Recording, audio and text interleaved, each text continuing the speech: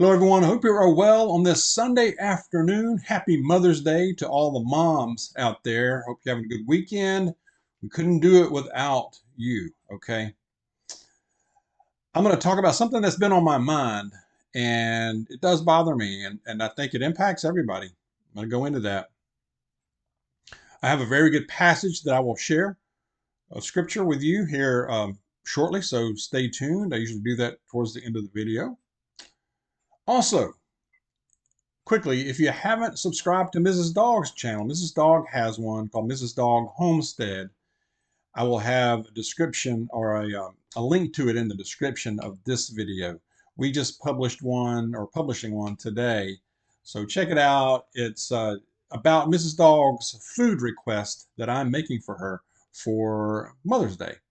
So, and some other things that we talk about on there. So check that out when you get a chance. Subscribe if you like it. We appreciate it. It helps us out. Okay. First of all, I hope you haven't been impacted from the solar storms, the geomagnetic storms that we've been having. We went out last night and tried to see if we could tell with our phones and all. We couldn't really see much late last night. I think the night before was Friday night was probably the time to look at it, but we didn't. But it sounds like the northern lights were visible as far down into Florida, from what I'm hearing. I know even South Georgia and Alabama were able to see it. So sounds like much of the country was able to see it. So that's kind of cool. As far as we can tell, we've had no impact from it, at least so far. And right now, as I record this, it's Sunday afternoon, a little after 4 p.m. Eastern time. So hopefully we're out of the woods on that. If you've been impacted by this or you think you've had disruptions from it, share it in the comments. We'd like to hear about that. All right. I believe, and this thought's been just running through my head, and I think for a reason, it's just been on my mind. And I believe if something doesn't give, if something doesn't change and fast with the economy and housing specifically is what was on my mind. I believe we're going to see a sharp increase in homeless. I really do, and that's unfortunate. It seems like it's increasing anyway, but I think that's nothing compared to what is coming. It's an epidemic. It's a crisis right now in the United States and other places, I'm sure, too.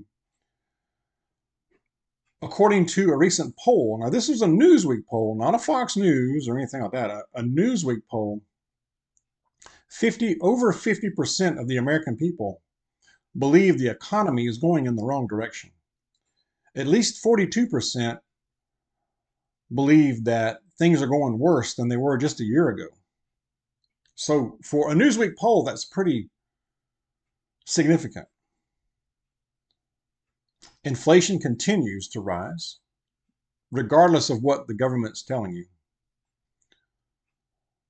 Most people, when polled, overwhelming majority of Americans are listing two issues as the big issue right now: the economy and illegal immigration, or the immigration issue. I would agree.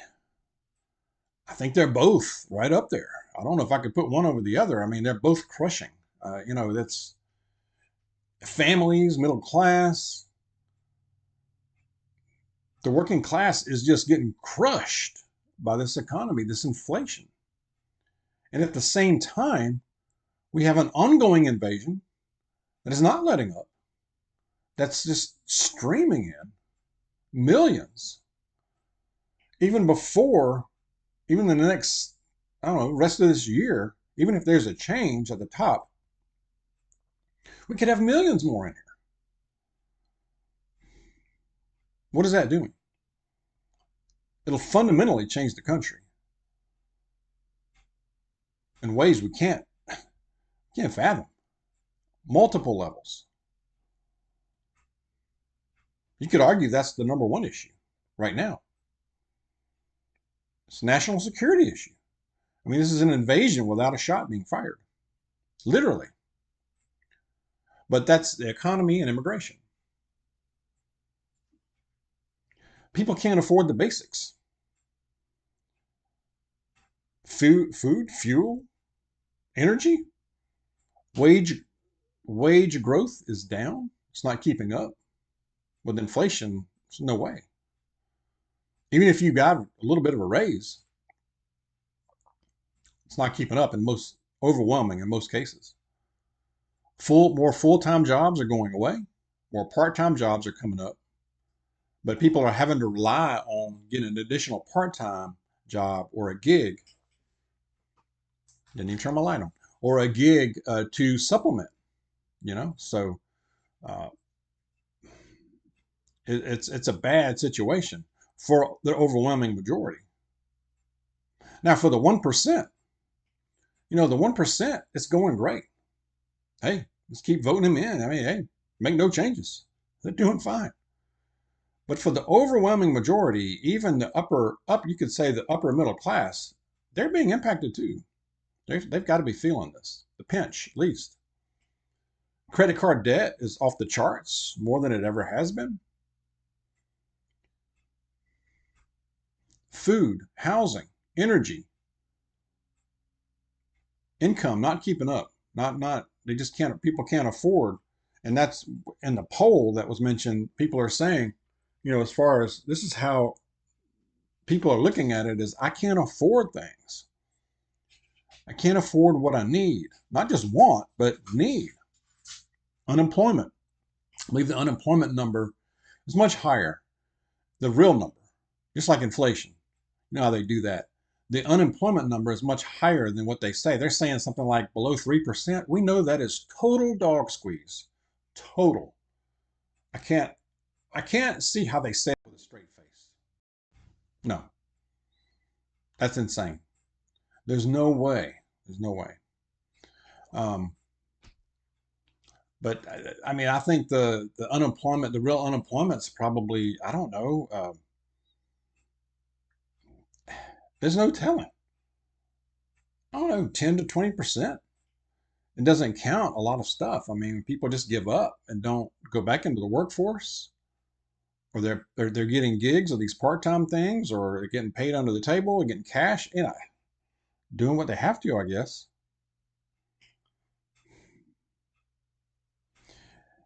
Stagflation is definitely real. That's a situation where you've got inflation remaining high, you have low economic growth, and high unemployment. Jobs are getting tougher to find, even though you're seeing all these millions of job openings listed. It doesn't add up. It's like I hear time and time again, I hear countless instances of people applying for all these jobs and they hear nothing. Or they get pulled through the process and the rug gets swept out from under them, taken out. Watch every dollar you're spending. Everything. You have to look at it. We were at a grocery store yesterday getting some things. Pretty large chain grocery store you've heard of, I'm sure. And we were checking out, and I said to the lady checking us out, I'm like, "Yeah, how you doing?" And she goes, "Another day, another dollar." And I said, "Well, that dollar is probably like 50 cents or 40 cents now." And she said, "More like a nickel." She kind of laughed. She said, "Once you get taxes taken out and all that, and we get rammed there," she said, "about like a nickel when it's all said and done." That's coming from a cashier. This is an older lady. She was like she should be retired. Yeah. People are feeling it. The folks are feeling it. I was running through my truck through the car wash, one of those. I run through the car wash, you drive it over, and do the pull it in one of them things, and you can vacuum out and whatever, dry it down. And there was a Toyota Camry up beside me, and a guy out there looked about my age. He might be a little younger, cleaning that thing. Man, he was cleaning. That thing looked pristine. And I just said something. I'm like, you can't beat a Toyota. And that's all he needed. And that's all he was talking. And he said, you know what this year is? The year is this Camry. It's a 2011. This thing looked like it was brand new. And he had this thing looking awesome. I mean, he was cleaning the mess out of that car. Anyway, and he said, I could try to, I don't want to buy something brand new nowadays. This is a 2011 Camry. It's got over 100,000 miles on it, but the thing runs great. I'm like, keep that thing, keep it forever. He goes, oh no, I'm not letting it go. I think that's the case with a lot of folks, more and more. What can we do? What can we do about it? Watch every dollar you're spending.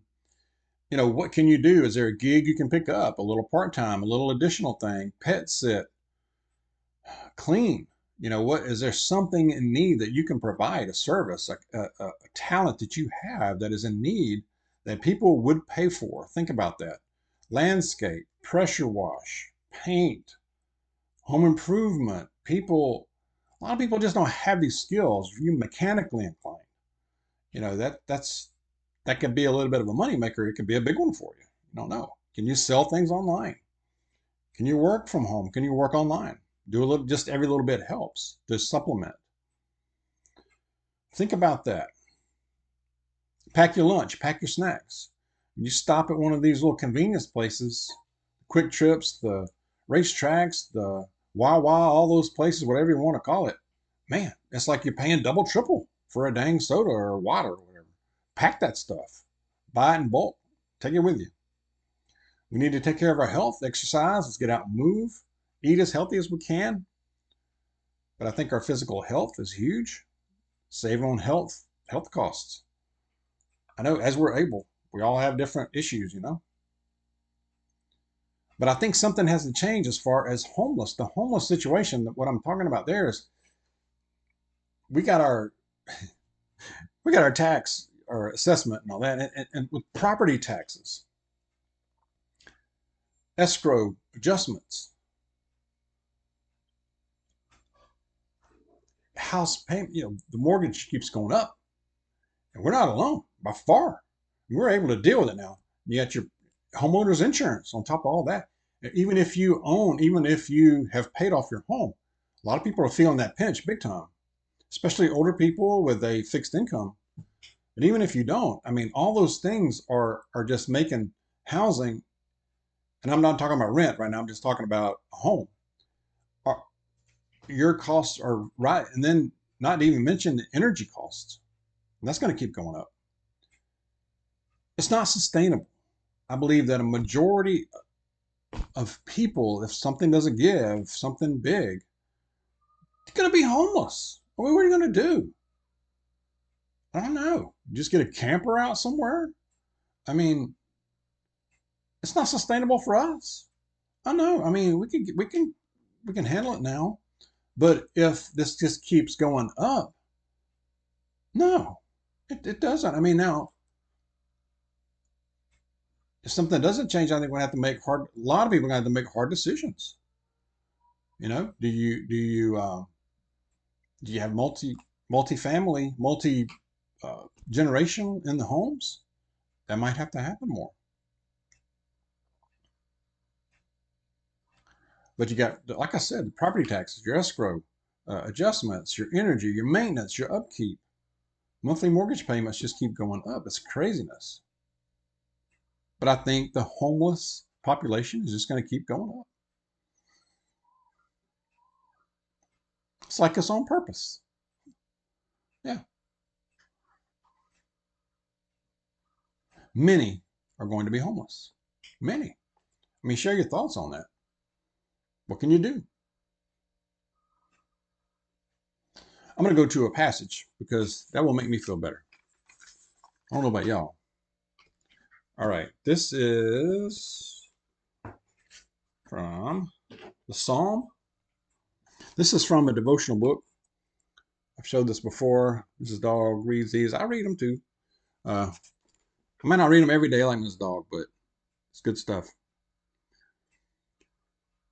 This is from Psalm chapter 34, verse 18. It says, "The Lord is close to the brokenhearted and saves those who are crushed in spirit." The little prayer at the end says, "Lord, when our hearts are breaking, help us remember that it's okay to grieve the loss of a loved one in our own way."